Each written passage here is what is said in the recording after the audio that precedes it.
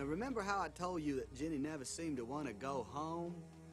Well, she lived in a house that was old as Alabama. Her mama had gone up to heaven when she was 5, and her daddy was some kind of a farmer. Jenny? He was a very loving man. He was always kissing and touching her and her sisters. And then this one time, Jenny wasn't on the bus to go to school. Jenny, why'd you come to school today? Shh.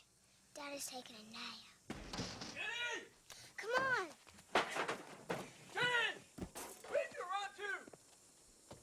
You better get back here, girl! Where you at?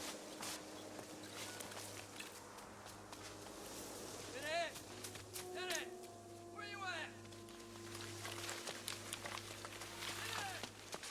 Pray with me, Forrest. Pray with me. Jenny! Dear God, make me a bird so I can fly far, far, far away from here.